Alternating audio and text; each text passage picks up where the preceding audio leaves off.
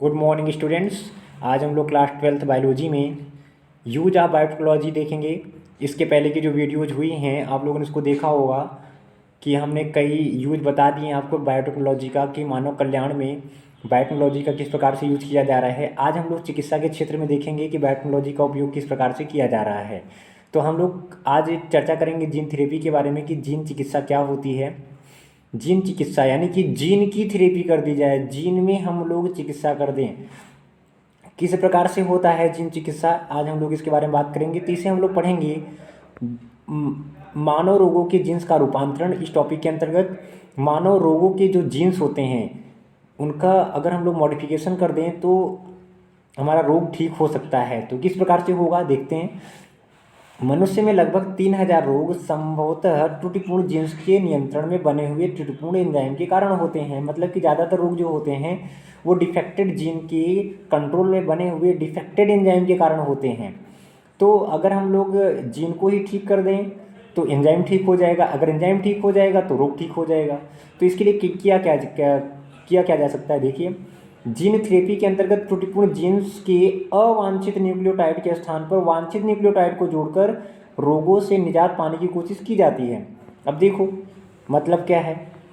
मतलब ये है कि आपका जो जीन होता है वो न्यूक्लियोटाइड का बना होता है।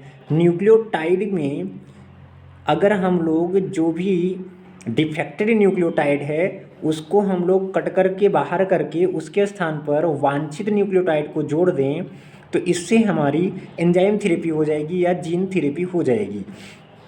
तो देखिए, जीन थेरेपी में जीनोम से त्रुटिपूर्ण या वांछित जीन को हटाया जा सकता है और नए वांछित जीन को प्रविष्ट कराया जा सकता है। इस प्रकार व्यक्ति के संरचनात्मक, क्रियात्मक तथा मानसिक लक्षणों का नियंत्रण किया जा सकता है। देखिए, सर्वप्रथम 1990 में एडीए का मतलब यहाँ पर है, एडीए का मतलब है यहाँ पर एडेनोसिन डीएमिनेज। नाम याद करिए, एडेनोसिन डीएमिनेज का उपचार किया गया था जीन थेरेपी के द्वारा। इसमें क्या किया गया था, इसमें एक 4 वर्षीय बालिका का जीन चिकित्सा द्वारा उपचार किया गया था। यह बीमारी एंजाइम एडेनोसिन डीएमिनेज के निर्माण के लिए उत्तरदायी जीन के डिलीशन से होती है। यानी कि डीएमिनेज एंजाइम को बनाने के लिए जो रिस्पॉन्सिबल जीन होता है उसमें डिलीशन हो जाता है, जिसकी वजह से ये एंजाइम त्रुटिपूर्ण हो जाता है और एडेनोसिन डीएमिनेज न्यूनता की बीमारी हो जाती है। तो इसको हम लोग कैसे अलग कर सकते हैं, कैसे इससे हम लोग निजात पा सकते हैं। इसके लिए रोगियों को एडीए के इंजेक्शन दिए जाते हैं, परंतु इससे पूर्ण उपचार नहीं किया जा सकता। अतः जीन चिकित्सा में रोगी के रक्त से लिम्फोसाइट को पृथक करके इनका संवर्धन किया जाता है। देखिए, जैसे 4 वर्षीय बालिका थी तो इस 4 वर्षीय बालिका के ब्लड से लिम्फोसाइट को अलग कर लिया गया। लिम्फोसाइट को अलग करने के बाद इसका संवर्धन किया गया, इसका कल्चर किया गया। इसके बाद इसमें क्रियात्मक एडीए cDNA को विषाणुवाहक द्वारा लिम्फोसाइट में प्रविष्ट कराया गया और इन्हें रोगी में पहुंचाया गया। इसे कुछ अंतराल के बाद दिया जाता है। यानी कि हम लोग क्या करेंगे, लिम्फोसाइट को अलग करेंगे। लिम्फोसाइट को अलग करने के बाद इसको हम लोग कल्चर करेंगे। कल्चर करने के बाद लिम्फोसाइट को प्रविष्ट करा दिया जाएगा, लिम्फोसाइट के अंदर प्रविष्ट करा दिया जाएगा किसको, एडीए cDNA को हम लोग लिम्फोसाइट के अंदर प्रविष्ट करा करके इसे रोगी पहुंचा देंगे और इसे कुछ अंतराल के बाद रोगी को दिया जाएगा। यदि अस्थमज्जा से एडीए उत्पन्न करने वाली जीन्स को पृथक करके प्रारंभिक भ्रूणीय अवस्था में पहुंचा दिया जाए तो यह रोग का स्थायी उपचार होता है। तो जो अभी हमने बताया आपको कि लिम्फोसाइट की सहायता से इस रोग को दूर किया जाएगा तो ये अस्थायी होता है। जबकि अगर हम लोग लिम्फोसाइट जो हमारी अस्थिमज्जा होती है, अस्थिमज्जा से एडीए उत्पन्न करने वाली जीन्स को पृथक कर लिया जाए और इसे प्रारंभिक भ्रूणीय अवस्था में पहुंचा दिया जाए तो यह रोग का स्थायी इलाज हो जाता है।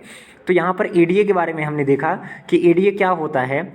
एडीए जो है वो एडेनोसिन डीएमिनेज न्यूनता होती है जो कि जीन में डिलीशन के द्वारा उत्पन्न होती है। अब हम देखते हैं अगला वाला जो हम रोग है इसको सिस्टिक फाइब्रोसिस। सिस्टिक फाइब्रोसिस क्या होती है? एक आनुवंशिक गड़बड़ी है जिससे शरीर की एपिथेलियम कोशिकाएं प्रभावित होती हैं। कौन सी सेल? एपिथेलियल से प्रभावित होती हैं। सामान्य दशा में ये जो जीन है इसके लिए, सिस्टिक फाइब्रोसिस के लिए, इसे हम लोग CFCF बोलते हैं। क्या बोलते हैं? CFCF जीन बोला जाता है जो कि सिस्टिक फाइब्रोसिस के लिए रिस्पॉन्सिबल होता है। ये कोशिकाओं की सतह को नम रखने वाली विशेष प्रोटीन कला CFTR का संश्लेषण करती है। किसका संश्लेषण करती है? CFCF किसका संश्लेषण करेंगी? CFTR की संश्लेषण करती हैं। रोग की दशा में इस जीन में न्यूक्लियोटाइड की बेस श्रृंखला बदल जाती है। जब रोग हो जाता है तो इसका जो बेस श्रृंखला होती है जैसे ATGC, तो इसका ये श्रृंखला ही चेंज हो जाती है, इसकी जो सीक्वेंस है वो चेंज हो जाती है, जिसके परिणाम स्वरूप एपिथेलियम शुष्क हो जाती है। एपिथेलियम क्या हो जाती है? ड्राई हो जाती है और इसके ऊपर चिपचिपे श्लेष्म की मोटी परत बन जाती है। इससे अग्नाशय और श्वेत ग्रंथियां प्रभावित होती हैं, यानी कि इसके द्वारा पैंक्रियाज और जो हमारी स्वेट ग्लैंड्स होती हैं वो इफेक्टेड होती हैं। परंतु फेफड़ों में गंभीर स्थिति उत्पन्न हो जाती है। फेफड़ों में सबसे ज़्यादा गंभीर स्थिति उत्पन्न हो जाती है। क्यों? क्योंकि जो एपिथेलियल सेल है वो ड्राई हो जाती है। एपिथेलियल सेल क्या हो जाती है? ड्राई हो जाती है। सिस्टिक फाइब्रोसिस होने के बाद जो श्लेष्म की जो चिपचिपे श्लेष्म की एक मोटी परत बन जाती है, किसके ऊपर? एपिथेलियल सेल के ऊपर। इसका सबसे ज़्यादा इफेक्ट कहाँ पड़ता है? फेफड़ों में। और ये अवरुद्ध हो जाता है जिससे कि उनमें संक्रमण की संभावना बढ़ जाती है। तो इसे हम लोग दूर कैसे कर सकते हैं सिस्टिक फाइब्रोसिस को? सिस्टिक फाइब्रोसिस हमने बताया कि एक आनुवंशिक गड़बड़ी होती है जो कि CFCF जीन के द्वारा कंट्रोल होती है और ये CFTR बनाती है। CFTR क्या करती है? ये एक प्रोटीन होती है जो कि एपिथेलियल सेल को नम रखने का कार्य करती है। लेकिन CFCF जीन में अगर सीक्वेंस में क्या आ जाए, गड़बड़ी आ जाए, तब ये कुछ एपिथेलियल सेल क्या होने लगती हैं? ड्राई होने लगती, सूखने लगती हैं।